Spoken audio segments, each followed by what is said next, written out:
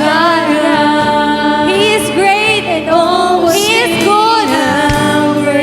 Oh, thank you, Lord, for your greatness, oh God. It's our God. Oh, let's sing how great. How great is our God.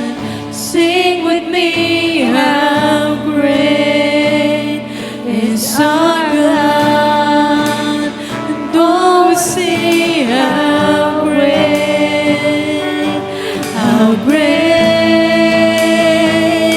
is our God.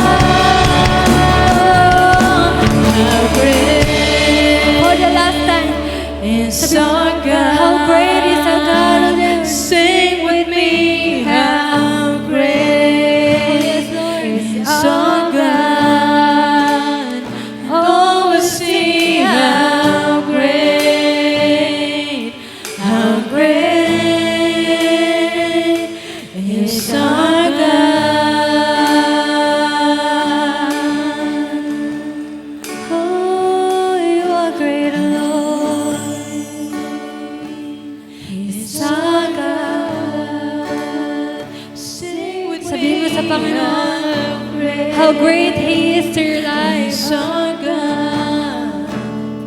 And all will see how great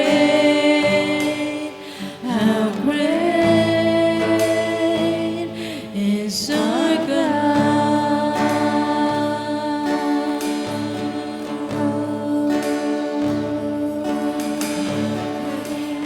Thank you, Jesus. Thank you. Hallelujah. Hallelujah. Praise your name, God. We give you praise. We give you praise. We give you thanks, oh God. Hallelujah. Sige po, palakpakan natin ang Panginoon. Thank you, Lord. Thank you, Lord. Hallelujah. Hallelujah. Praise your name. Praise your name, oh God.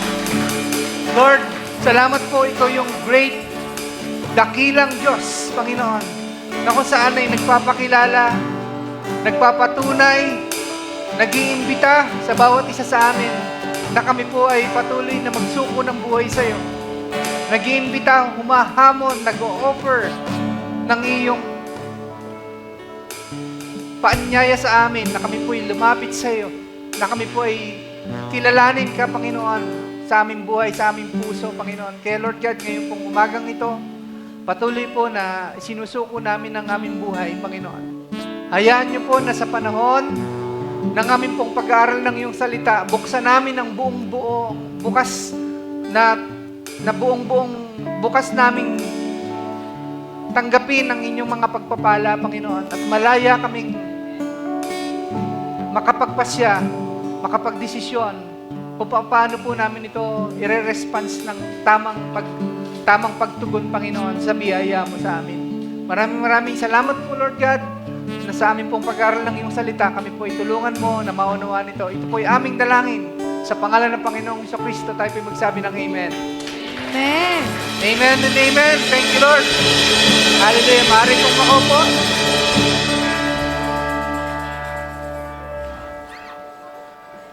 Good morning po sa bawat isa. Salamat po sa Lord dahil linggo ngayon at tayo po ay ang araw na ito ay ginawa ng Panginoon upang tayo ay sumamba at magpuri sa Kanya. Amen? At hindi lang yon, tayo po ay mag-aral ng kanyang salita. Pwede po bang ilabas natin ang ating mga maluto? Maluto ng Word of God. Yan. Ano po? Ilingin ko rin po ang Kuya Gani. Kuya Gani, pasuyo po ako ng palpit dito. Yan. Sige po. Tayo po ay pinabuhay ko po ang ilaw para po maliwanag at makita natin yung atin pong babasahin. Tayo pong lahat ay tumayong muli para po atin pong kunin ang atin pong mga sandata, ang ating Word of God. Buklatin po natin sa Isaiah chapter 55. Isaiah 55. Ang talata po ay 1 hanggang 13. Yan, Isaiah 55, 1 to 13. Kung nandyan na po kayo, ay magsabi ng Amen. Lilima pa? O, nandito na sa atin pong display, monitor. Sige po, hintayin po natin yung iba habang nagbubuklat. Isaiah 55,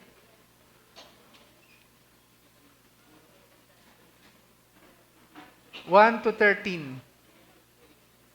Tayo po ba ay nakapag-puri sa Panginoon? Amen.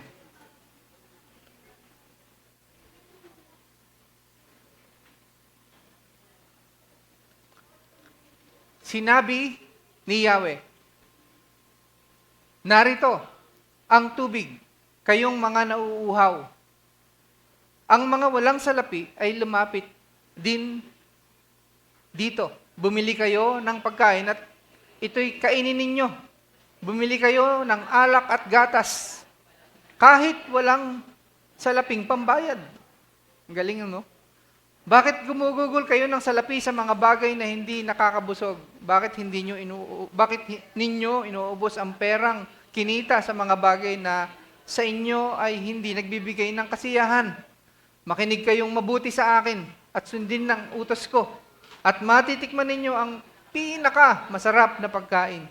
Makinig kayo at lumapit sa akin. Sundin ninyo ako at magkakaroon kayo ng buhay. Isang walang hanggang kasunduan ang gagawin natin. Pagtitibayin ko ang aking walang hanggang pag-ibig kay David. Masdan ninyo, ginawa ko siyang saksi sa mga bansa. Pinuno at tagapagmana sa mga bayan. Iyong tatawagin ang mga bansang hindi mo kilala. Mga bansang hindi ka kilalay sa iyo pupunta. Darating silang alang-alang sa iyong Diyos na si Yahweh, ang banal ng Diyos, na Diyos ng Israel, sapagkat pinararangalan ka niya. Hanapin mo si Yahweh, verse 6, habang siya'y matatagpuan. Manalangin ka sa Kanya habang siya'y malapit pa. Dapat nang talikuran ang mga gawain ng taong masama. At dapat magbago ng pag-iisip ang taong liko. Sila'y dapat manumbalik at lumapit kay Yahweh upang kahabagan. At mula sa Diyos, makakamit nila ang kapatawaran. Ang sabi ni Yahweh, ang aking kaisipay, hindi ninyo kaisipan. At ang inyong kaparaanan ay hindi ko kaparaanan. Kung paanong ang langit ay mas mataas kaysa lupa, ang aking kaparaanan ay higit kaysa inyong kaparaanan. At ang aking kaisipay hindi maabot ng inyong kaisipan. Ang ulan, verse 10, at ang yelo na bumabagsak mula sa langit ay hindi na nagbabalik, kundi dinidilig nito ang lupa. Kaya't lumalago ang mga halaman at namumunga, at nagbibigay ng butil na panghasik at tinapay upang maging pagkain. Verse 11, gayon din naman ang mga salita na lumalabas sa aking bibig. Ang mga ito hindi babalik sa akin ng walang katuturan. Tutuparin nito ang aking mga balak at gagawin nito ang aking ninanais. May galak na lilisanin ninyo ang Babylonia. Mapayapa kayong aakayin palabas ng lungsod. Aawit sa tuwa ang mga bundok at mga burol. Sisigaw sa galak ang mga punong kahoy. Verse 13, sa halip ng mga tinik, kahoy na mayabong ang siyang tutubo. Sa halip na dawag, mga kakahuyang ay muling darami at magsisilago. Ang lahat ng ito ay parangal kay Yahweh, walang hanggang tanda sa lahat ng kanyang mga ginawa. Amen. Thank you, Lord. Salamat po sa napaka-powerful na salita mo na ngayon ay aming pong pag-aaralan. Ito'y kasaysayan ng iyong bayang Israel, Panginoon, na kung saan ay pinangako mo ang pagliligtas, pinangako mo ang restoration, panunumbalik, pinangako mo po ang iyong katotohanan ng iyong salita na tunay na tutupad kahit na anong nangyari, kahit na anuman ang kasalanan ng Israel, ang mahalaga po ay magpakumbaba po ang iyong bayan. Kaya maraming salamat po na ngayon ito'y pag-aaralan namin. Tulungan niyo po kaming maunawaan ito at matanggap namin ng buo ang pagpapala nito. Sa pangalan ng Panginoong Jesucristo, ito'y aming dalangin. Tayo po'y magsabi ng Amen. Amen. Amen. Sige po, maaari na pong maupo. Salamat sa Lord. Pwede mo bang batiin niyo ang inyong katabi? Welcome sa iyo. Salamat sa Lord at kasama kita ngayon. Amen. Welcome po kina Kuya Phil, Kuya Dads, at saka Ate Tess, saka si Ate Let. Pwede po bang palakpakan natin ang atin po mga kapatid galing One in Christ Lucena? Ayan. Kami po ay nagagalak na kasama kayo. Salamat din po kay Kuya sa presensya ni Kuya CJ. Kuya CJ, hello. Salamat sa Lord. May kasama po tayong artista. Ba't nawawala? Yan. Salamat po. So, ready na po ba kayo sa pag-aaral natin ng salita ng Diyos? Amen. Ang atin pong binasa na napakagandang salaysay, at kasaysayan po ito ng Israel, na sa background context po nito ay pinapakita yung pangako ng Diyos, propesiya ng Panginoong Diyos sa kanyang bayan. Lalong-lalo na po yung natirang kaharian sa Timog, Southern Kingdom. Alam niyo po, nung panahon na yon, nag-divide po ang kingdom. Ano po? Ano ba yun? Paano ba yun? North and South. Yan. At ang nag-survive lang po yung South. Ano po? At nung time na yon, sila po ay captured ng Babylonia. Yan, invaders or empires. At pagkatapos, ginamit po ang prophet Isaiah nung panahon na yon at may mga pangungusap siya, may mga oracles. Merong mga prophecies. Ano po? At ito pong chapter 55, kaya po binuo ko, ay para masambot natin ano ba yung nangyari sa kanila. Anong nangyari po sa kanila? Dahil sa kanilang katigasan ng puso, katigasan ng ulo, pagsuway, kasalanan, hinayaan ni Lord na sila'y masakop at sila'y maalipin sa loob ng 400 taon. Ang tagal. Babylonian Empire po yun, imperyo. Ano po? At pagkatapos, alam din natin ng kasaysayan na hindi po naman sila talagang lubusang kinalimutan ng Diyos. Sa kabila ng kanilang katigasan ng ulo at kasamaan, sila'y tumalikod na kay Yahweh, deserving na sila sa talagang galit ng Diyos. Ano na sila distraction na ang kanilang tinutungo. Pero mayroon pa rin si Lord itinira sa kanila. At pagkatapos, ang pangako ng Diyos sa kanila ay sila'y i-restore. Sabihin nyo nga po, restoration. This is restoration. Anong nangyari sa kanila? Ba't kailangan silang i-restore? Sapagkat nawalan na sila ng kasarinlan, nawalan sila ng pagkakakilanlan o identity. Ayan po ang atin pong pag-uusapan, identity. Restoration of the identity of God's people. At dito po yung pinagpipray ko, kung atin pong titingnan, sa atin pong month of July, ano po? Tayo ay ika-third Sunday na ngayon. Tama? Sino nakakatanda ng unang Sunday na pinag-aralan natin? Nung unang Sunday, ay pinag-usapan at pinag-aralan natin ang may premyo po, may premyo. Hello? May kausap po ba ako? Sino pong sumisimba dito? Sino po dito ang tagawan in Christ Santo Cristo? May kausap po ba ako? Tinatanong ko kayo, bakit hindi kayo nasagot?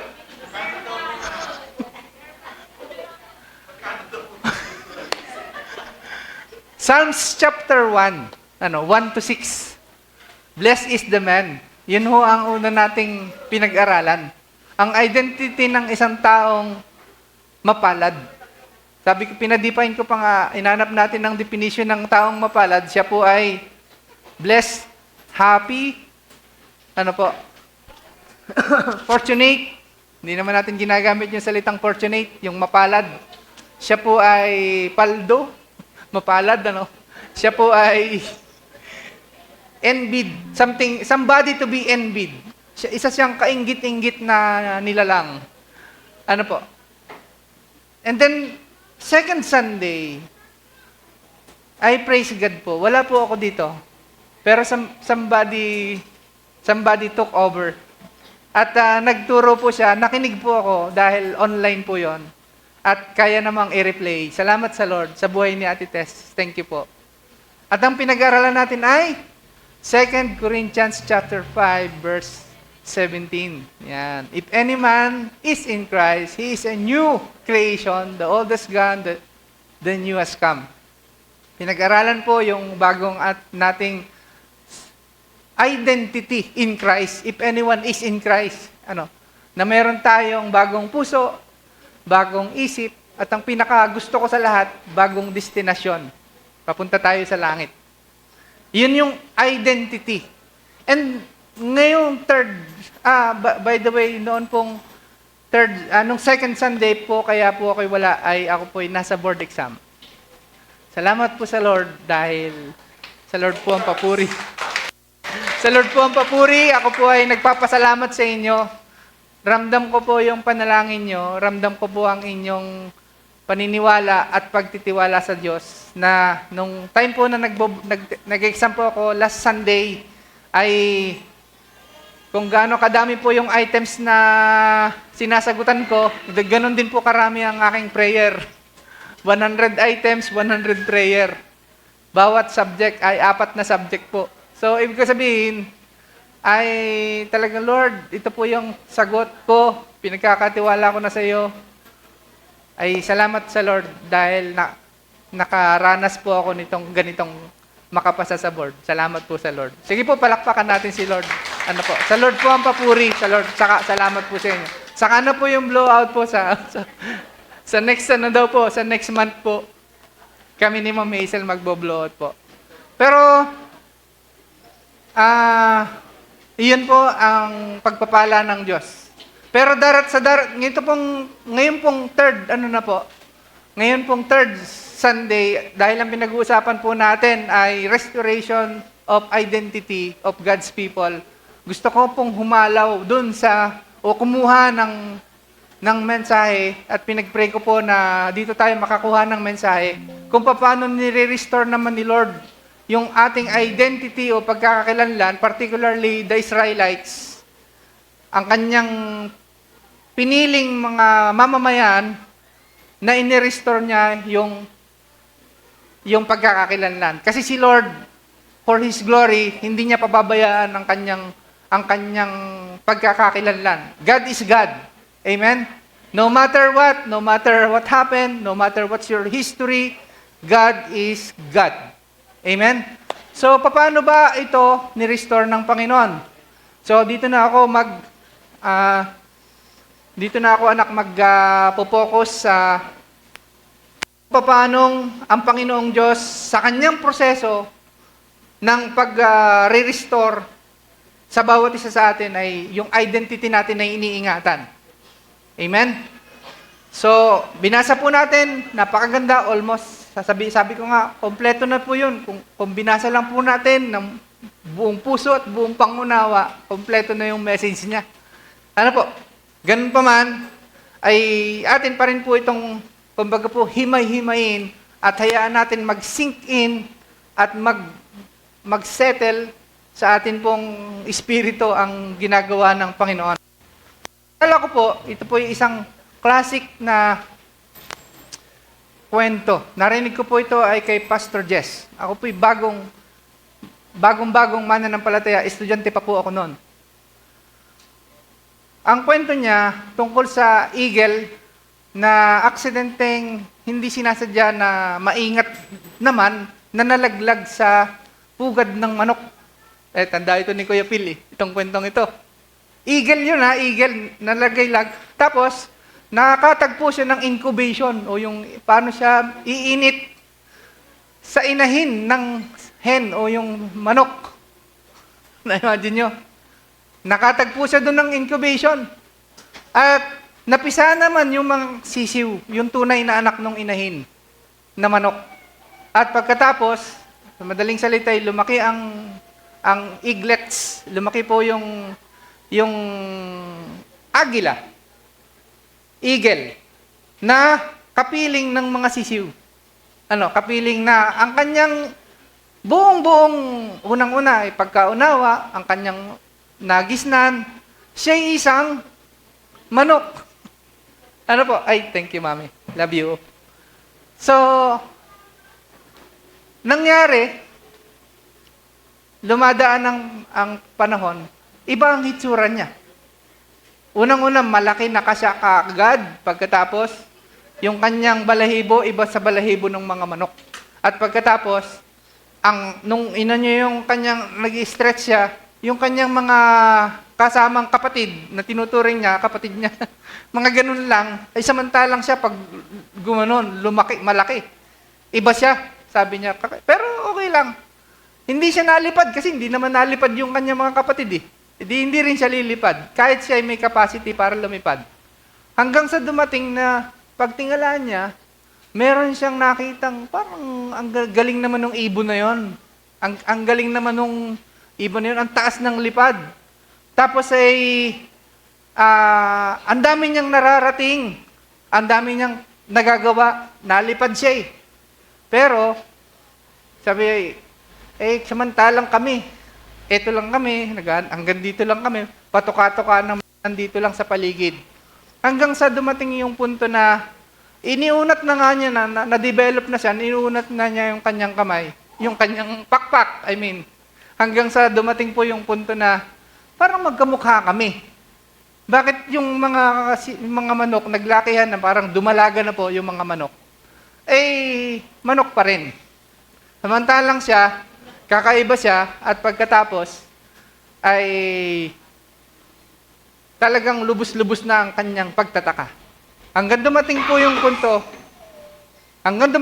punto, ay siya po ay nagkaroon na ng curiousness na sinubukan niya pong lumipad. At sa biyaya ng meron siyang taglay na kaya po niyang lumipad. And then the story, natapos na po doon yung story.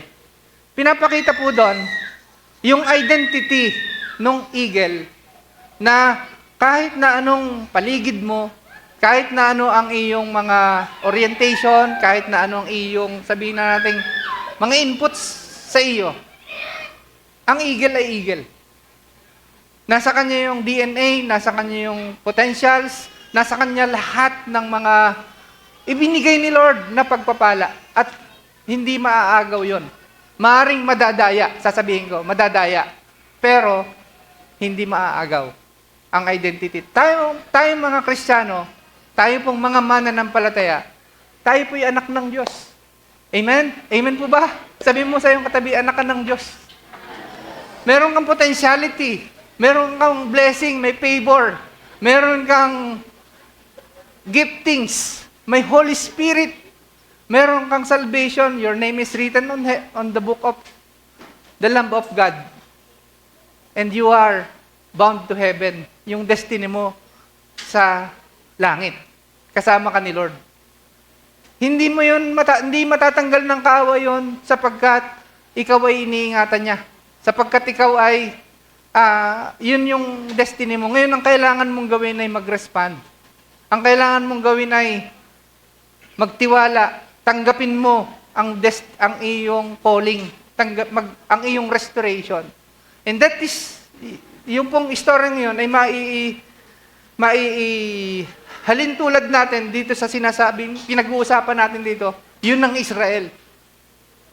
Sa mahabang panahon, sila po ay mga alipin, kumbaga, umaagos lang sila sa kung ano yung daloy ng mga pangyayari. Umaagos lang sila sa kung ano yung mga, halimbawa po ay gusto ng kaaway, ganitong gusto ng kaaway, daloy lang. Pero, ano pong ginawa, ano po ang mensahe nito? Sinabi po ni Isaias sa mga tao. Ang ganda po ng kanyang sinasabi. Sa verse 1 ay sinasabi po niya, narito ang tubig, kayong mga nauuhaw. At mga walang salapi ay lumapit din dito. Sinasabi po doon na nagsadsad sila, economically, sadsad sila, spiritually, physically, lahat sila sadsad sila. Talagang nandun po yung kanilang down, sabi nga, down moment. Bagsak yung kanilang kalagayan. Hindi sila makagawa ng kanilang dapat ay productively and for the glory of God na ginagawa, hindi nila magawa. Sapagkat sila po ay alipin. At sabi nga po dito, ang mga walang salapi ay lumapit dito. Napakaganda nun, ano? Ang mga walang salapi ay lumapit dito. Bumili kayo. Paano bibili? Wala nga salapi. Pero yun yung sinabi ni Isaiah. Pinapakita po, emphasizing na it's not your money that value, that worth. Ano po? Kundi yung identity mo ang may worth sa harapan ng Panginoon. Amen po ba?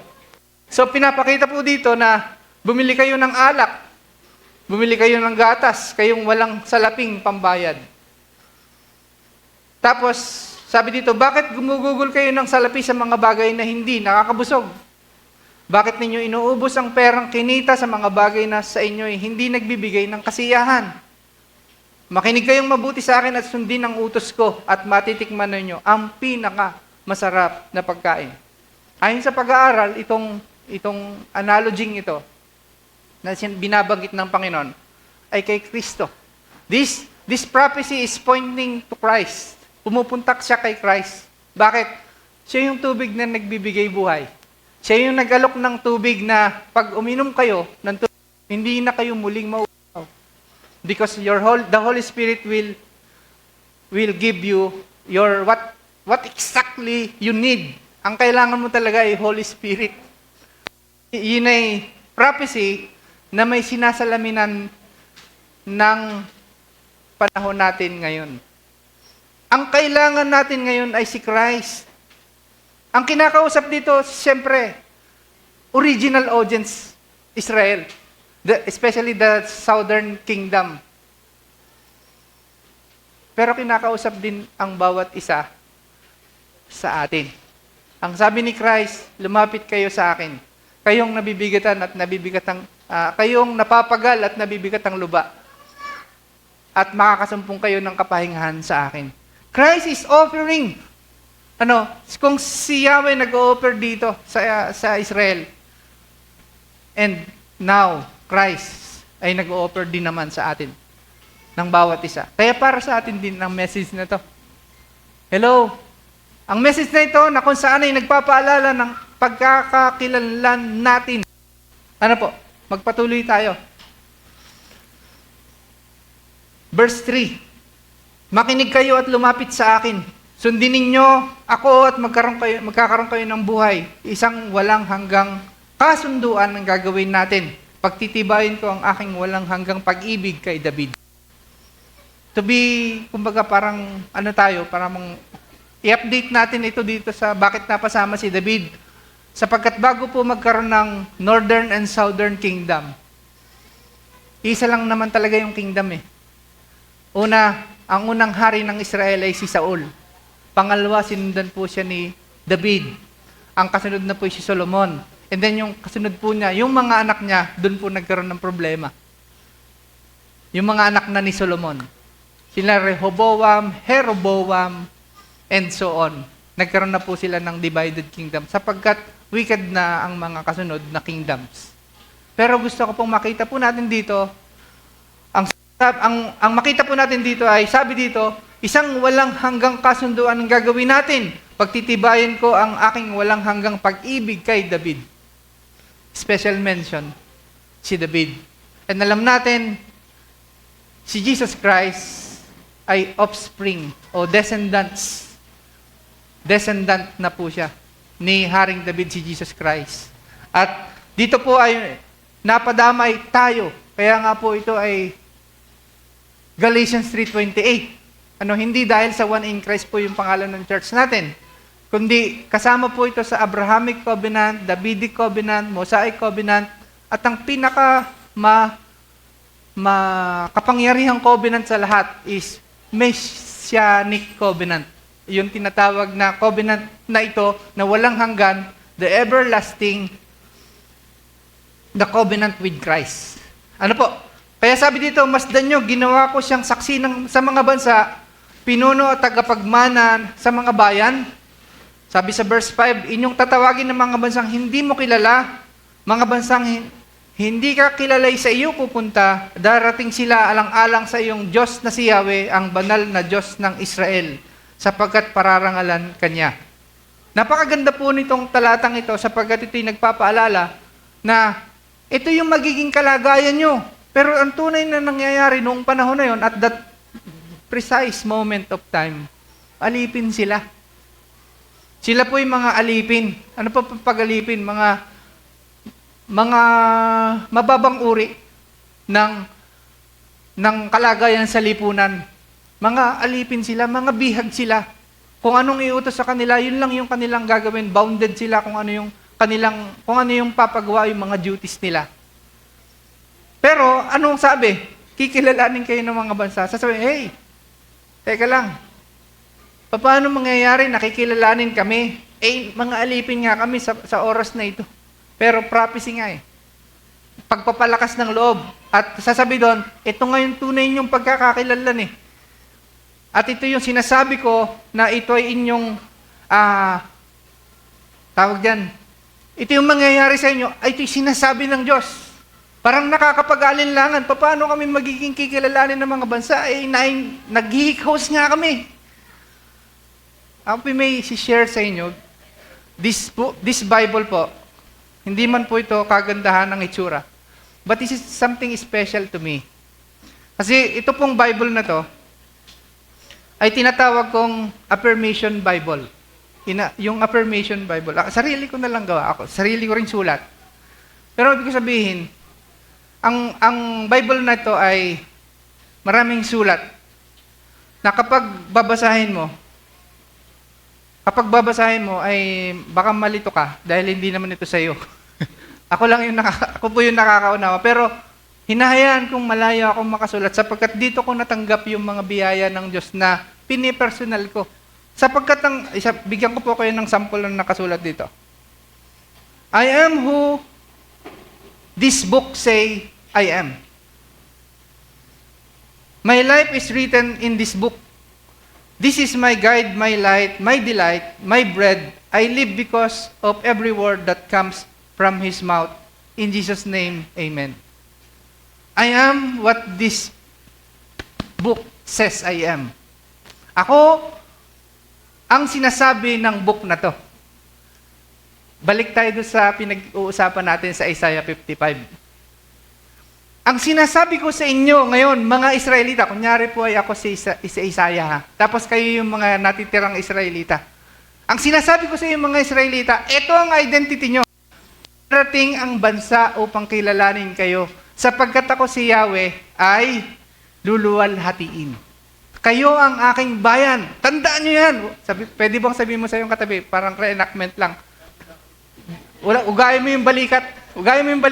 Tandaan mo yan, ikaw ay bayan ko. Yung parang gano'n, dinidiin natin to. Ikaw ay bayan. This is your identity. Di ba? Huwag mong kakalimutan yon.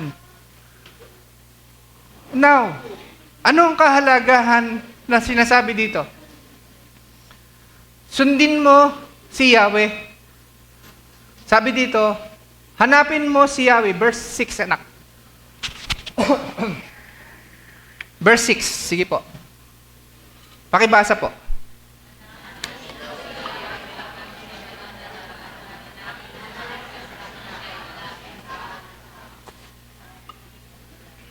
Amen.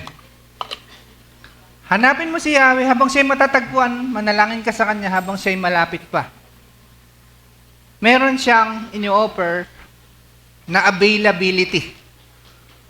Si Lord ay hanapin mo.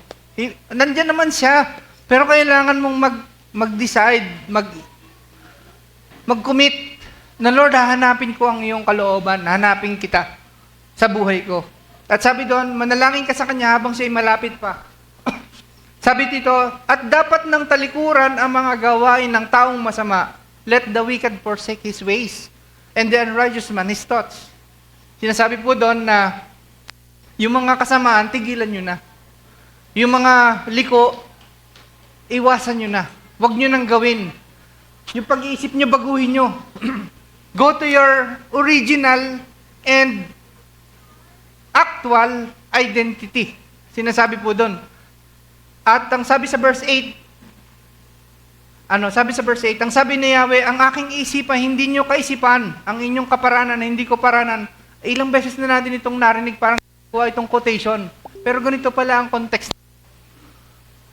Maraming plano ang Israel, marami siyang nangyari, pero nakalimutan na lang sumangguni sa Panginoon. Parang tayo lang din, nakaka-relate tayo. Marami tayong gustong gawin, pero don't forget to seek what is God's will. Don't forget to seek ano yung kalooban ni Lord. Lord, hahanapin ko yung mananalangin ako sa iyo. Lalapit ako sa iyo. Amen po ba? So yun po yung sinasabi. Sapagkat ang aking isipan, napakahalag, parang ganito may comparison. Halimbawa, kaisipan natin ito yung kaisipan ng Panginoon. Ang kailangan natin ay sumampa dun sa kaisipan ng Panginoon. Pero paano natin yun magagawa? Paano magkakapantay ang kaisipan natin at ang kaisipan ng Diyos? Paano makakarating doon? Any answer po? Any suggestion? Any recommendation? Ang kailangan po natin gawin ay, uulitin ko, kailangan natin ang Kanyang salita. Para maintindihan natin ang Diyos, napakahalaga na maintindihan natin ang Kanyang salita. Para maintindihan natin ang kaisipan ng Panginoon, mag-pray tayo. Lord, I need your thoughts. I need your ways. I need your wisdom. Si Lord ang pinanggagalingan ng lahat ng wisdom. Si Lord ang the ultimate source of our guidance and enlightenment ay si Lord. Kaya may pinapagawa siya, talikuran na natin yung ating kasalanan, talikuran natin yung ating masamang gawa, at pagkatapos, ay sabi dito kung paano, verse 9, kung paano ang langit ay mas mataas kaysa lupa, ang aking kaparanan ay higit sa inyong kaparanan at ang aking kaisipan ay hindi maabot ng inyong kaisipan. Pero ganun pa man, sabi dito sa verse 10, ang ulan at yelo, pag bumagsak mula sa langit, hindi na nagbabalik. May nakasama ditong water cycle. Pero actually, nabalik din naman. Kaya lang sa part na to, ang ulan at yelo na bumagsak mula sa langit, hindi na nagbabalik, kundi dinidilig nito ang lupa. Kaya lumalago ang mga halaman at namumunga at nagbibigay ng butil na panghasik at tinapay upang maging pagkain. Ano ba talagang tinutukoy dyan? Tubig, ulan, pagkatapos nagiging nutrients daw sa lupa, yung ulan na yun hindi na bumabalik doon sa langit ng walang kabuluhan. Pero ang tinutukoy po dyan, hindi talaga tubig. Ano pong tinutukoy? Sabi sa verse 11, tingnan natin yung sinasabi, ito talaga yun eh. Gayon din naman ang mga salita na lumalabas sa aking bibig. Ang mga ito'y hindi babalik sa akin ng walang katuturan. Sa madaling salita, babalik. Hindi nga lang babalik ng walang katuturan. Kaya nabanggit ko po kanina may water cycle. Alam niyo po ba ang Word of God ay may cycle? Kung paano may water cycle, may word cycle. Pero basahin natin ito, napakalino ng sinasabi. Hindi babalik ng walang katuturan. Masiserve nito yung purpose ng Panginoon. Kaya itong Word of God, napaka-potential at napakayaman nito. Nawa, makita po natin, huwag tayong manatiling iglets. Huwag tayong manatiling, kung meron mang orientation, tayo na hindi natin ito kaya, hindi natin ito deserve, hindi tayo pwede dito kasi hindi tayo pwede sa langit kasi makasalanan tayo. Pero isang bagay ang sinasabi ng kanyang Word of God, paniwalaan mo ito, hawakan mo ito, gawin mo itong, sabi nga, nananalaytay sa iyong pagkatao. Ang kanyang salita, magaganap nito ang lahat kung nasa, ang sabi ng Word of God. Isaiah 55:11. Amen. Amen. Maraming nagtatanong, Pastor, paano ka po makakapag-take ng board exam? Naka-graduate ka 25 years ago. 25 years ago po ako nag-graduate, year 2001. No? Pero hindi ko na po kinakaya. Pero parang nakaka-awkward. Tapos magtitake ako ng board exam ngayong 2026. 25 years ago.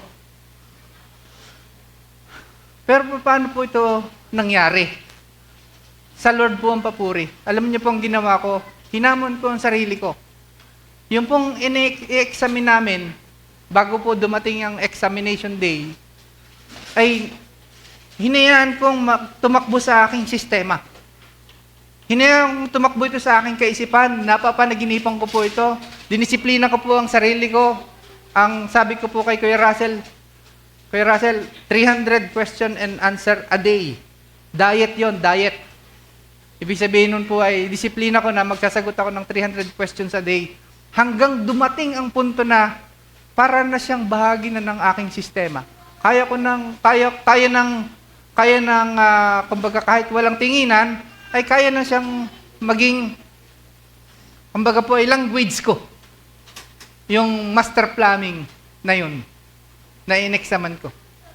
At ganun po yung nangyari.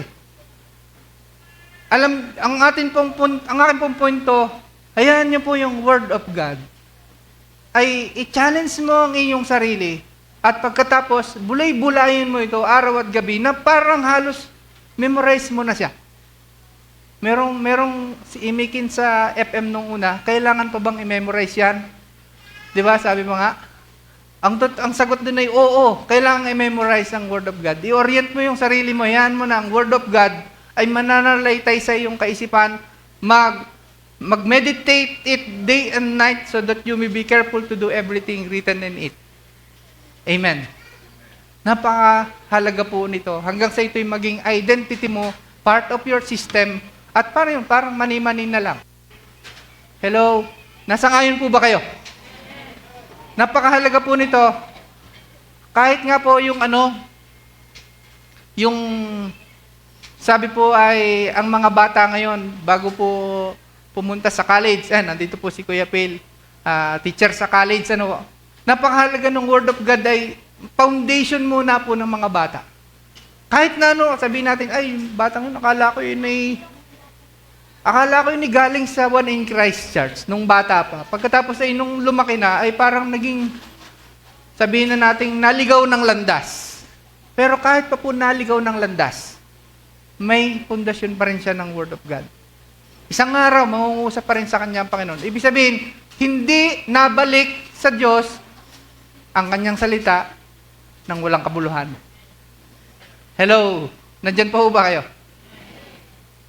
At ang inyong ginawang pagdi-devotion, at ang inyong ginawang pagbabasa nagtuto ka man ng Word of God yan, hindi naman yun nawalan ng kabuluhan. Nangungusap yun sa iyo. Ang kasalanan ay kasalanan, ang sabi ng salita ng Diyos. Ang mali ay mali. Pairalin mo ang compassion, pairalin mo ang concern sa kapwa mo. Yun yung sinasabi ng Word of God. Maaalala mo yun. May somebody magre-recall, magre-remind sa iyo, this is my word.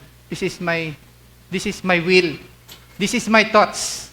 Yun yung sinasabi ng Panginoon hanggang sa dumating ikaw ay maging kawangis niya. Yun naman yung nais ng Lord eh. 2 Corinthians chapter 3 verse 18, and being an unveiled face, looking ourselves in the mirror, that our glory, our self is being changed from glory to glory as by the Spirit of the Lord. Ang Holy Spirit ang nagbabago sa atin, pero nakikita natin from glory to glory, pataas-pataas, hanggang sa maging ka-level natin ng Panginoon. Sa glory, hanggang sa maging kawangis natin. Sapagkat ano, yun naman talaga yung simulang-simula, Genesis chapter 2. Sinasabi doon na nilikha tayo ng Diyos na kanyang kawangis. Yun talaga yung identity natin. Ang kawangis ng Panginoon. Kawangis ng Panginoon sa kaparaanan, kawangis ng Diyos sa kaisipan, kawangis ng Diyos sa kaluwalhatian. Hello, hi. Naintindihan niyo po ba? Ang pinag-uusapan natin. Binabalik ng Lord ang ating identity sapagkat yun ang gusto niyang, yun ang plano niya sa atin. Sabi sa verse 12, malapit na po, may galak na lilisanin ninyo ang Babylonia sapagkat sila nga po ay captured. Payapa kayong aakayin palabas ng lungsod. Aawit sa tuwa ang mga bundok, ang mga burol. Sisigaw sa galak ang mga punong kahoy. Sino ba yung tinutukoy dyan na magpipraise and worship? Bundok. Sino daw yung tinutukoy na aawit sa galak? Punong kahoy. Nakakita na ba kayo ng punong kahoy na umaawit sa galak? Nasisigaw sa galak? Hello? Pati bundok na aawit. Verse 13, huling verse po. Sa halip ng mga tinik, kahoy na mayabong ang siyang tutubo. Sa halip na dawag, mga kakahuyan, at muling darami at magtisilago. Ang lahat ng ito, pakisamahan niyo po ako sa pagbasa ang lahat ng ito. Ang lahat ng ito ay parangal kay Yahweh. Walang hanggang tanda sa lahat ng mga ginawa. Doon po makikita natin na unang-una, sinasabi po ng invitation na to. Actually, this is invitation to restoration of our identity is ina-affirm sa atin ng Panginoon na meron siyang sovereignty. He is a sovereign God. Hindi lang po pagliligtas ang pinapakita dito ng Panginoon o salvation na ililigtas tayo ng Panginoon. Ina-affirm nito na kapag ako'y nagsalita, ang salita ko'y totoo. Ang salita ko'y babantayan ko. Sabi si Jeremiah chapter 1 verse 17, I will make sure that my word will come to pass. I will make sure. Kung sino may gustong humadlang, kung sino man ang gustong pumigil para wag maganap ang aking salita, ay dudurugin ko, wawasakin ko. Sabi sa Jeremiah chapter 1 verse 17. Hadlangan ng kaaway yun. Mapapansin nyo parang gusto kang delay, gusto kang pero wala makakadlang sa plano ng Diyos. Ano po? Ano pa po? Ang sabi po dito sa verse 12 and 13, ang ganda po nun, sa halip na mga tinik, sa halip na mga unproductive na mga nangyayari sa'yo, nagsasayang ka ng oras, nagsasayang ka ng mga resources, magiging produktibo, magiging mabunga, kapaki-pakinabang ang iyong buhay. Dahil ikay magdudulot ng kalwalhatian sa Panginoon. Sabihin mo nga po sa iyong katabi, magdudulot ka ng kalwalhatian sa Panginoon. Yun yung identity natin. Sa 1 Peter chapter 2 verse 9, nang sabi po doon, for you are a chosen people, a royal priesthood, a people belonging to God, a special people, a peculiar people. At ano pang kadugsong nun? People belonging to God who called you out of darkness unto His marvelous light. Amen. Tinawag ka ng Diyos para magsinag ka out of darkness, mula sa kadiliman, patungo sa kaluwalhati, patungo sa kagilagilalas na kaliwanagan, unto His marvelous light. Kaya po, isusustain ka niya. Sa madaling salita, 3 letter S po yung, kung hindi niyo po nasundan yung aking, outline, salvation, sovereignty, and sustenance. Susustain ka ng Panginoon. Yun po yung nais ng Lord sa iyo. Nais ng Lord sa mga Israelita, hindi lang sa kanila, pero sa ating lahat. Paano po ito mangyayari? Ang Diyos po ay naghihintay. Ang Diyos po ay nag-o-offer, nag-iimbita, nag-a-affirm, ina-affirm ng Panginoon ang kanyang salita, at higit sa lahat, nanghahamon. Ang Diyos ba nanghahamon? Yes. Hinahamon tayong lahat, hinahamon ka, hinahamon ako, hinahamon ng iyong katabi. Anong hamon? Would you? Anak pa sa yung anong would you? Would you respond? Okay na yan, anak. Would you respond to His call? Ano po sagot nyo? Would you respond to His call? Would you respond to repent? To be restored?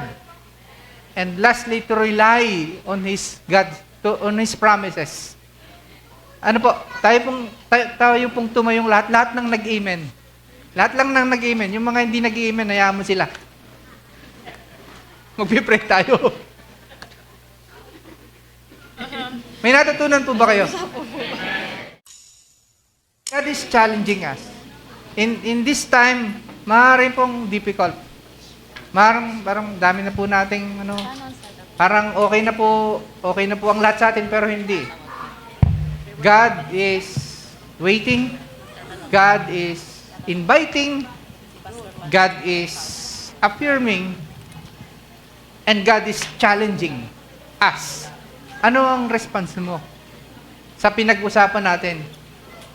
God's restoration of His people's identity. Ay tayo po yung magre-repent. Kung meron man, ang sabi ng Panginoon na hindi ko po na-miss ito ha, dinaanan po talaga natin ito. Yung chapter 6, chapter 55, verse 6, call to me while I may be found. Seek Him while He may be found. Pray to Him while He is near. Turn from wicked ways, and His thoughts, your thoughts, sabi doon, yun daw pong kaisipan natin na masama, talikuran na natin. Repentance sa madaling salita. In one word, repent. Tayo po'y manalangin, Lord, salamat po sa kapangyarihan at katotohanan ng inyong salita.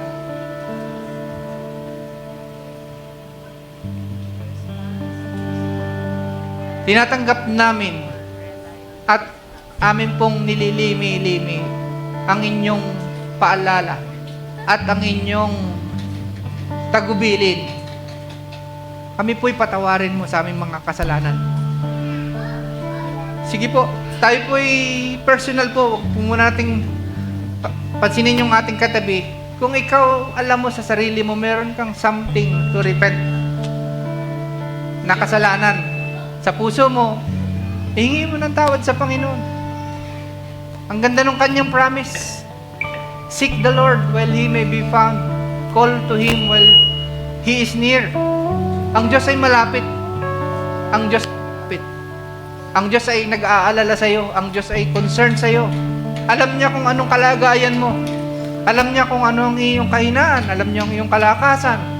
Alam niya kung saan ka masaya, saan ka malungkot.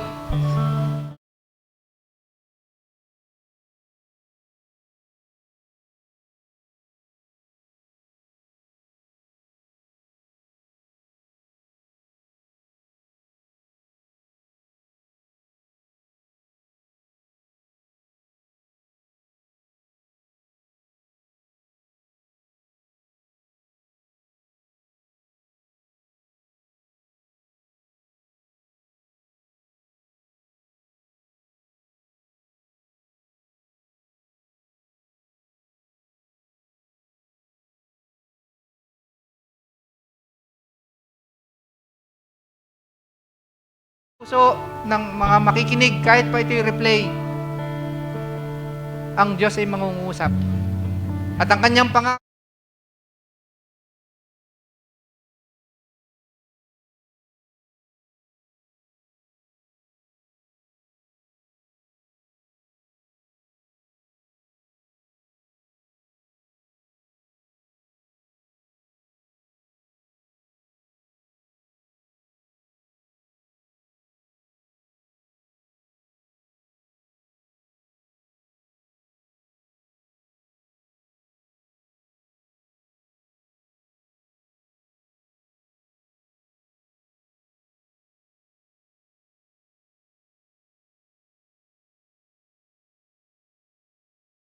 ang aming natutunan sa aming personal na buhay.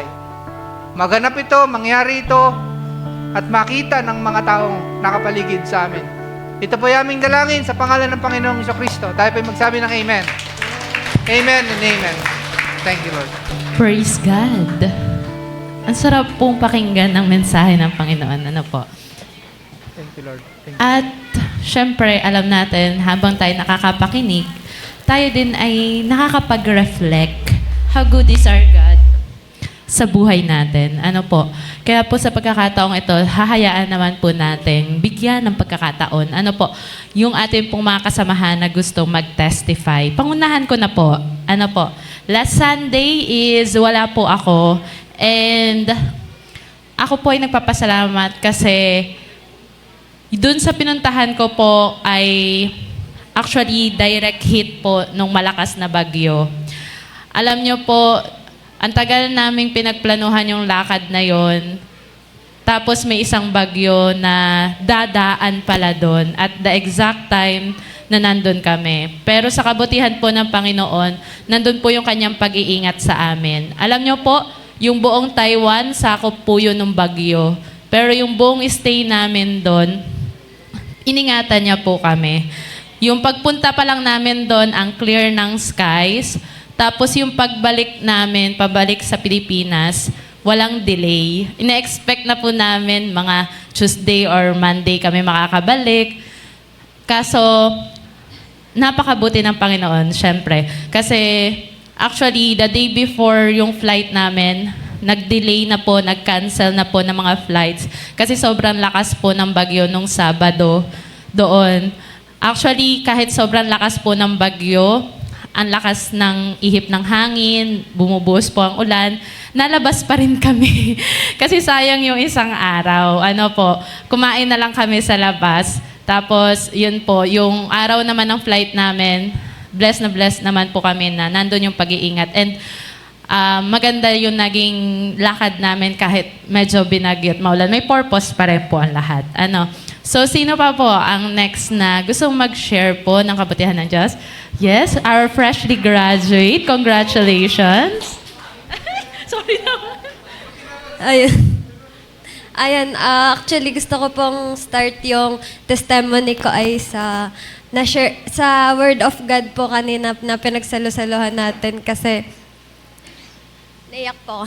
Pero nakaka-bless po yung Word of God kanina kasi kakabalik ko lang din po uli ngayon dito sa Quezon and kaka-church ko lang po ulit dito sa atin dito sa church and saktong-sakto po agad yung mensahe ng Lord. Sabi ko, wow, restoration of identity.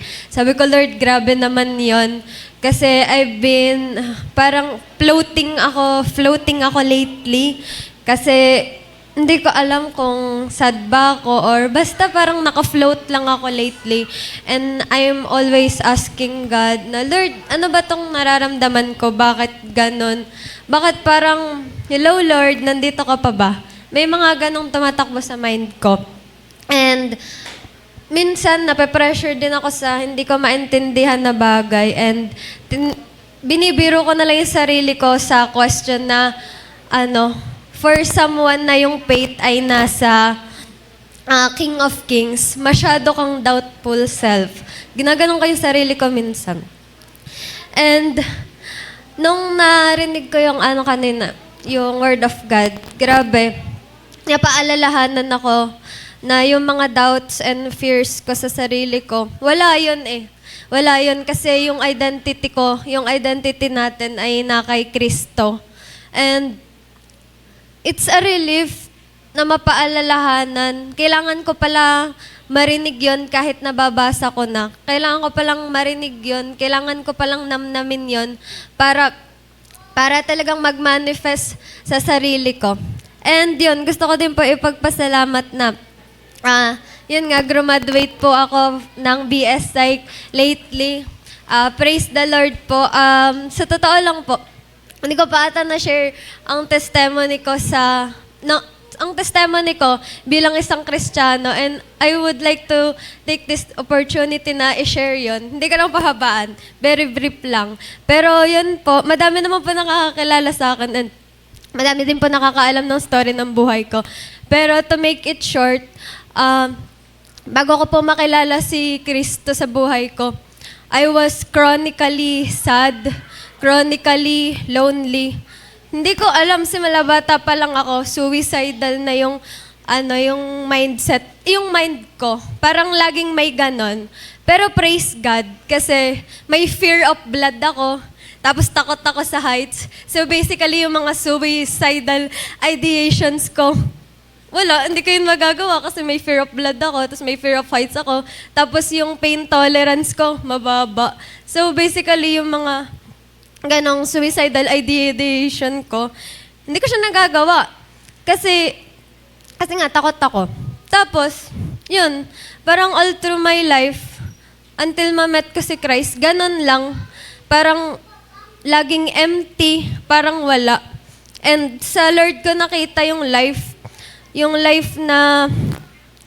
na kailangan ko.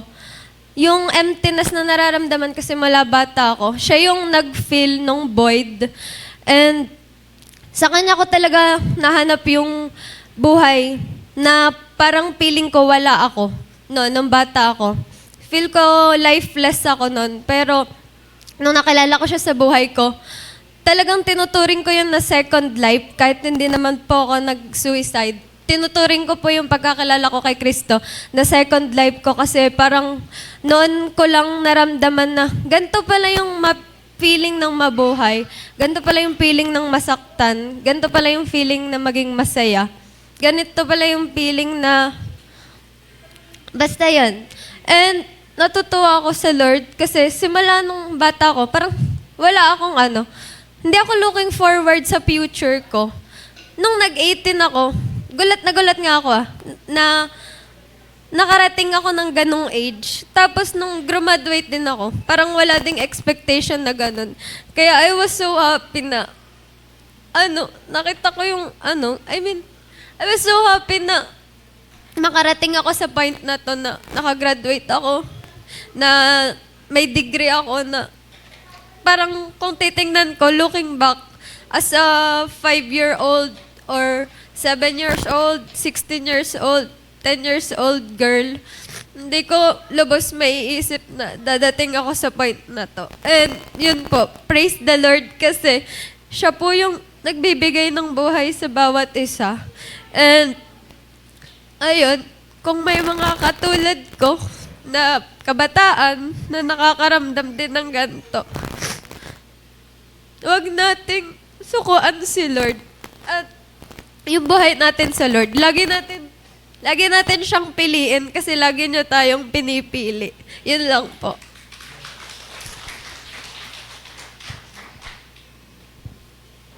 Alam niyo po, kung tayo lang sa sarili natin, hindi talaga natin kakayanin. Lahat ng nangyari, lahat ng di mo inaasahan, gawa yun ng Panginoon at pagsama yun ng Panginoon sa buhay mo, Ate Tricia. God be with you. So, wala na po. Kung wala na po, tawagin ko na po ang ating offering prayer po. Ihanda na po natin ang mga tithes and offering. Amen. So, tayo po bang lahat ay napagpala? Ayan, amen. Dahil tayo pong lahat ay napagpala, tayo naman po ay magbabalik ng atin pong papuri sa Panginoon sa pamamagitan po ng ating gawain sa pagbibigay. Ayan, so, share ko lang po about sa giving po. Ano po, lagi po nating naririnig every Sunday yung pong mga tumatayo dito para sa offering.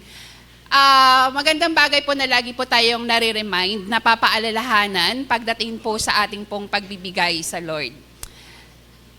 At tunay na talagang yung pong ating message po kanina ay napakaganda. Ano po, para po dun sa identity natin na kailangan po ay naka-align tayo sa Word of God. So, yung pa lang po, blessing po talaga sa atin yon na magpapaalala sa atin kung sino po tayo sa harapan ng Panginoon.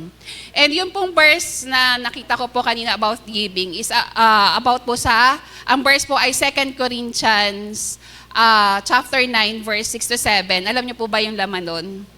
Kung ano ang nilalaman nun? Sabi po doon ay, ang nagtanim daw po ng kakaunti ay aani ng kakaunti. At ang magtanim ng masagana ay aani ng masagana. So, alam po natin yon, lalo na po yung nasa farmers. Ano po, literally talagang ganun po yon. Kapag kaunti ang tinanim natin, ay di kakaunti po ang aanihin. At sabi po dun sa verse 7, kailangan po tayong magbigay din naman ng mula po sa ating puso. So, hindi po dito tinitignan yung laki o yung halaga ng ibibigay, kundi yung bukas na puso ng atin pong pagbibigay para sa Panginoon. At yun pong ating pagbabalik sa Panginoon, yung pong tithes natin, yun po'y para sa Lord. Hindi po yun sa atin. Hindi po natin yun kung baga ibinabalik sa Kanya, kasi sa Kanya po yun. Ang tithes po natin is 10%. Ang natitira po sa atin ay 90%.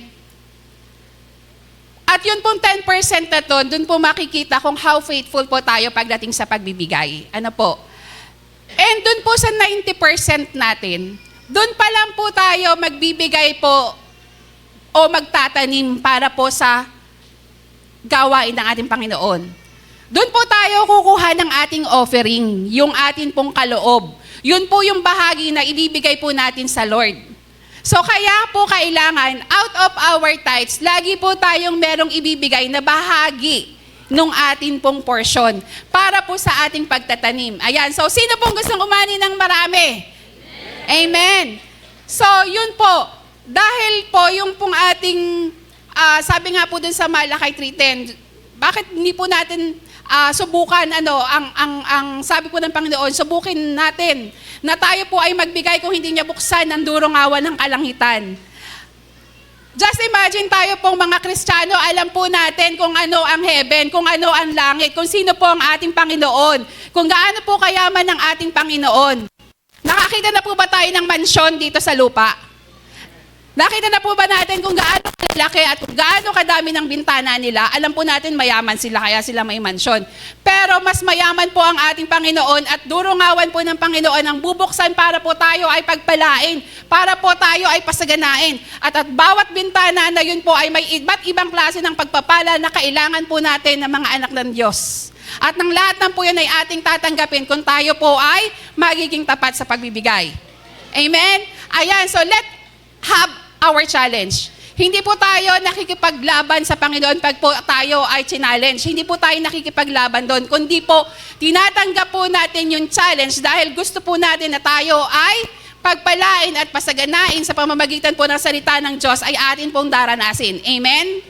Ayan, siya nga po atin pong ipanalangin po ang atin pong mga ikapo, ang atin pong mga offering, at ng atin pong ma-experience yun pong salita ng Diyos kung tayo po ay susundin po natin kung ano yung sinasabi niya. Baka po kulang po yung oras ng magpapatotoo dito para po patunayan kung paano po tayo pagpapalain ng Diyos. Ano po? So atin po ipanalangin po ang ating mga ikapo. Dakilang Diyos, Ama, maraming salamat, Lord, sa lahat po ng pagpapala na ibinibigay niyo sa bawat isa sa amin. Maraming salamat, Lord, sa kalakasan ng katawan, sa katalinuhan, sa iba't ibang amin pong kakayanan upang kami ay magkaroon ng pagpapalang pinansyal, Panginoon. Kayo po ang magpasagana dito, Panginoon, sa mga negosyo, O Lord, sa mga nagtatrabaho, Panginoon, magkaroon po sila ng favor that comes from you, Father God, sa kanilang mga trabaho. At anuman po ang aming pong pinagkakakitaan, kayo po ang magpala nito, O Lord, at naniniwala po kami, ang bawat isa sa amin, na kami po ay papasaganain nyo ayon sa iyong salita. Lord, maraming salamat, O Lord, at maging amin po mga kapatid na hindi pa man po nakakapagbigay at kulang, Panginoon, sa kakayanan ng pinansyal. Alam ko, Lord, na bubuksan nyo ang mga pagkakataon, ng oportunidad para sa kanila, para sila rin po ay makabahagi ng ganitong gawain. Lord, maraming salamat, Panginoon, at sa iyo po namin ibinabalik ang pinakamataas na papuri at pasasalamat sa pangalan ng iyong anak na si Jesus. Lahat may tayo magsabi ng Amen. Sige po, tayo po yung magbigay. O Diyos, sa'yo ang paglago. O Diyos, sa'yo ang pagsulong. O Diyos, ang pamihirang tagumpay. Lumalakad ng bubuhay sa kapangyarihan mong taglay. Lumalakad ng bubuhay sa pambihirang tagumpay.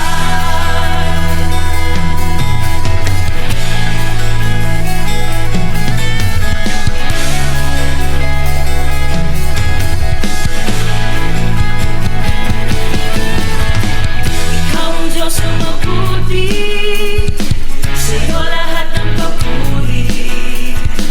Alay sa'yo aking tinig, sa pangako mo nakatinig. Yan, nakakatuwa po talagang pagmasdan ng ating mga kapatiran. Lalo na po yung mga ngayon lang ulit natin nakita. So once again, welcome Kuya CJ. Hello, we miss you very much. Si Kuya CJ, full support pa rin yan sa atin kahit nasa ibang bansa yan. Thank you, Kuya CJ. And of course, sa atin pong mga kapatiran from OIC Lucena naman, Tito Phil and Tita Let Merano, very much welcome po sa One in Christ Santo Cristo. Tita Tess Orig and Tito Dario Orig, welcome po sa One in Christ Santo Cristo. So narito naman po ang ilan po nating announcements. Makinig po muna tayo. Next Sunday po ang tatayong offering prayer po si Tito Ed Bukid. Next Sunday, July 26. And then, lagi po tayong may Sunday service every 9 a.m. every Sunday. Awana Kids every Sunday also, 9 a.m. Abraham Project, tuloy-tuloy pa rin po. Ngayong ika-11th prayer and fasting na po natin, August 2, next Sunday pa po. So fasting pa rin po ang lahat ng advocates ng Abraham Project from August 1, 11 p.m. to August 2, 11 a.m. Again, we highly encourage. This is a prayer and fasting. So sana po patuloy po tayong magpakalago. No social media po muna, no cellphone unless otherwise urgently necessary. Next po, Shine Ministry every second Sunday of the month ang gawain, 2 p.m. Ang Watchman Ministry naman po every third Tuesday of the month, 7 p.m. And the Prayer Warrior po every Wednesday, may gawain po sila. So ngayong July 22, ang mga tatayo po sa ating Prayer Warrior or prayer meeting na ginaganap po kala Dr. Belen Briones. Ang MC po ay si Tita Glo. Opening prayer po si Dr. Belen. Song leader po Ate Rhea. Speaker po si Pastora Charity. And closing po ay si Tito Ding. Evangelism Ministry po, tuloy-tuloy pa rin po, Barangay Kalumpang, every Thursday. Anong PM yun? Hindi ko na mabasa. 1 p.m. Barangay Hanagdong, every Sunday. Saturday, 2 p.m. Sorry po, malaki po kasi yung sulat. Zion Level Up naman po may gawain every 4th Friday of the month. Anong oras po yun? Okay, next. Ang dawn prayer naman po, dito po yan ginaganap sa simbahan tuwing Sabado, 5 in the morning. Kaya po dawn prayer. Ano po? So iniimbitahan po ang lahat ngayon July 25 sa ating dawn prayer, 5 a.m. dito sa simbahan. Ang mga tatayo po, MC si Tito Gani. Opening prayer po si Tita Tess Sulit. Song leader po ay si Pastor William. Speaker po natin ay si Sir Ganiel. Closing prayer naman po si Pastor Joe Tindugan. General Services Ministry every third Saturday. Yan. 7 a.m. Sorry po. Multimedia Ministry every Saturday, 9 a.m. And Worship Ministry every first Saturday of the month, 10 a.m. Seasoned and young couples, meron din pong gawain every first Saturday of the month, 7 p.m. And with that, ngayon pong darating na July 21 po ang gawain ng young couples. Nasaan ang ating young couples? May fellow... Sina Tita Belen daw at Tito Ding. Hindi kayo nataas ang kamay eh. Magugulat kayo, nasa Tanaw din sila Tita Belen. Young Couples Fellowship po sa Tanaw Cafe. Sa Bugon po ito, 4 p.m. Ang ganda po dun ng view. So, our head count for today is 111. And OIC Ibanga SWS, 3 p.m. daw po. 3 p.m. Mamaya ang gawain. Every Sunday na po yun, Pastor. 3 p.m. Okay, balik na po ang gawain ng OIC Hibanga every 3 p.m. Hindi na po 5 p.m. And ito po, isa pa pong announcement. Umaapaw, Field 2, Overflow. That's Youth on Fire activity this coming August 30. Sunday po yan at 2 p.m. Ano po, yan. Malapit lang po sa atin. Sariaya Sports Complex, 250 pesos. So we highly encourage po lahat ng kabataan. Alam nyo po kung nangangailangan at uhaw na uhaw talaga kayo sa presensya ng ating Panginoon, I highly encourage everyone. Lalo na po at malapit po ang Youth on Fire sa atin. Dito lang sa Sariaya Sports Complex. Ngayon po, gustong-gusto ko po umattend dyan. Attend ako. Palista Jillian. 250 pesos. So kay Jillian po magpapalista. Ano po? Lahat po ini-encourage. Lahat ng Jive and Level Up. Youth on Fire this coming August 30. Kay Jillian po magpapalista. And then next Sunday is the 3rd anniversary of OIC Hibanga. Palakpakan po natin ating Panginoon. Ikatatlong taon na po ng OIC Hibanga with the theme Unshakable on July 26, that's 2 p.m. Sa OIC Hibanga na rin po ito. Ang speaker po ay si Pastor Efren Monzones. Ano po? So, although hindi po ganon kalakihan ang simbahan po natin sa OIC Hibanga, ano po? So, iniimbitahan pa rin po namin kayo. And then, that will be all po for our announcements. Meron pa po ba additional announcements? Wala na po? Wala na po? Okay po. So, ibabalik ko na po sa ating pastor. Thank you, Pastor.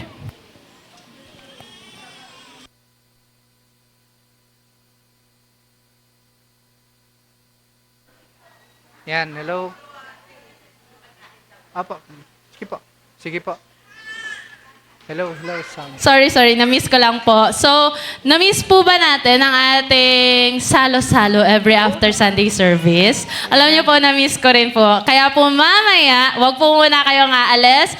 Meron po tayong salo-salo from GSM. Ano po, meron po tayong pagsasaluhang pagkain na lunch mamaya. So, wag muna kayong aalis. Thank you very much. Okay, sound check. Ate Gian, tanong na po. Ito na lang po. Yan. Ganito po, So, salamat Ma'am Gian sa announcements natin. Sana po ay inyong nasundan. Kung may mga events po kayo na kumbaga pwedeng ma-recall, pwede po nating saan ba ito pwedeng balikan, anak? Sa page ng ating, nasa page po ng ating Facebook. Ano po? Tapos po, gusto ko lang po mag-request sa inyo. Una, prayer po kay Pastor Odi ng One in Christ Hibanga. Mamaya po ako po ipapunta sa kanya. Sa hospital po mismo. Opo. At bali po, ayon po sa kanyang update po kay Ma'am Lisel, kay Ate Lisel po, ay biopsy po niya ng July 22. Ano po? So patuloy po nating ipag-pray. At patuloy nating panghawakan na si Lord ay may gagawin, may plano siya, at patuloy nga po na kumbaga mag-express tayo ng ating pong pagmamahal sa Kanya. So pwede po ba tayo magkaroon ng special offering? Ako po ipupunta mamaya. Mamaya po, pagkatapos po ng hibanga. Actually. At ako po ay pupunta doon. Ang ating pong tagapagsalita sa One in Christ Hibanga ay imported. Imported po si Ate Nadine ng Morong. Kaya po, hindi po ako speaker doon, pero pupunta po ako sa Hibanga. So yun, at then another thing, gusto ko pong lapit sa inyo ng isang bagay na importante. Ako po mismo ay part ng isang tinatawag na cooperative. Ano po? Alam niyo po ang cooperative, mahalaga po yun sa community. Ito po ay binigyan ng pagkilala ng mga leader ng bansa, leader ng bayan, leader ng lalawigan. Pinakita po nila yung kahalagaan ng cooperative. Ang cooperative ay isang sistema na po ito. Systematized system na kung saan ay ang pakinabang ay para sa lahat. Kaya po, ngayon pong umagang ito, ay meron pong isang imbitasyon ang kapatiran natin mula sa Lucena na kung saan ay nagsulat sa akin bilang pastor po ng church na to na, Pastor, pwede po ba kaming magpakilala ng kahalagahan ng kooperatiba at mag-imbita na rin at magpaliwanag. So, mamaya po ito, pagkatapos po ng atin pong benediction prayer, hingi po sila ng kaunting minuto lang. Kaunti lang naman po, wag po kayo mag-alala. And then after po nito, saka po tayo magkaroon ng kainan para po mayroon po tayong kaayusan. Ano po? Tanong ko lang po, nakahanda na po ba yung pagkain? Hindi pa naman pala. Sige. Ay, tama. Ano po? So, tayo pong lahat ay tumayo at yung pong ating special offering para po kay Pastor Rodi ay pwede na pong ipasa. Nandun po sa may likod na po. At mamaya po ay atin pong ihahatid doon po sa hospital. Ako po mismo, papunta po ako sa hospital. Ano po? Amen po ba? Sabihin mo po sa iyong katabi, minsan pa, God bless you. Yan. God bless you, kapatid. Salamat sa iyong presensya. Kasama kita ngayon. Tayo po yung manalangin. Lord, nagpapasalamat po kami na sa oras na ito, kami po ay nagkaroon ng sama-samang pananambahan. Pag-aral lang yung salita, nakita namin ng aming mga kapatid, tunay po na nakakapagpalakas at nag-aaral kami ng iyong mga pangako. Nag-aaral kami ng iyong direksyon sa buhay namin. Salamat po, Panginoon, at maging sa mga activities namin, masuportahan namin ito. Dahil alam namin itong activities na aming nakita sa announcement ay dinisenyo para kami lumakas. Dinisenyo para kami ay magkaalalayan sa isa't isa. Pagpalain niyo po ang mga discipleship programs namin. Ang aming pong evangelism program, ang prayer program. Ganon din po mismo ang ministry, ang leadership, amin po itong lahat ay pinagkakatiwala at idinudulog. Salamat din po, Panginoon, sa mga activities namin na upcoming. Ang Youth on Fire, ang amin pong anniversary ng Hibanga, ang mga Watchmen event, mga young couples na activities na dalangin po namin masuportahan, ma-attenan namin at ma-achieve namin o yung marating namin yung kapakinabangan nito para sa amin din na kalakasan. Amin din pong nilalapit sa inyo si Pastor Odi sa kanyang kalagayan, yung kanyang binti, Panginoon. Sa pangalan ng Panginoong Jesucristo ay dumaloy ang kagalingan. Kagaya ng lagi na naming pinapanalangin at nilalapit sa inyo. Pinapanalangin namin ang kanyang kalakasang pisikal, kalakasang espiritual, maging si Ate Lice na nagbabantay sa ospital. Palakasin nyo nga din po siya. At Lord, ganun din po ang kabuuan po ng pamilya ni Pastor Odi, Panginoon. Pagpalain niyo po sila. At ito pong tulong na maihatid namin, dalangin po namin ito. Maliit man ito, pero ito po ay may malaking ding kahit papaano ay makakatulong, Panginoon. Ganun din po, Panginoon, ilalapit po namin si Nanay Ludi, nanay ni Sir Rodi, na bigyan niyo po siya ng kalakasan at tingatan. Ganun din po, sinasama na rin po pala namin sa panalangin si Ate Wena Marquap, nanay ni Kuya Russell Marquap, Panginoon. Sa kanya pong pakiramdam, Panginoon, na nahirapan siyang huminga, dalangin namin na maging maayos na ito at maging okay na po ang kanya pong overall na kalusugan. Sa pangalan ni Jesus, ito yung aming dalangin, O God. Salamat po, Lord God, at sa aming pong pasamantalang pag-iwahiwalay, mamaya, pagkatapos namin ng aming kainan, taglay namin, dala namin, baon-baon namin ang iyong halagang bendisyon at pagpapala. Nawa ay sumabawat isa ang pagpapala ng Diyos, pag-ibig ni Kristo, pakikipag-isa ng banal na Espiritu, ngayon at magpakailan pa man, tayo po'y magsasabi ng Amen and Amen and Amen and Amen. Thank you, Lord.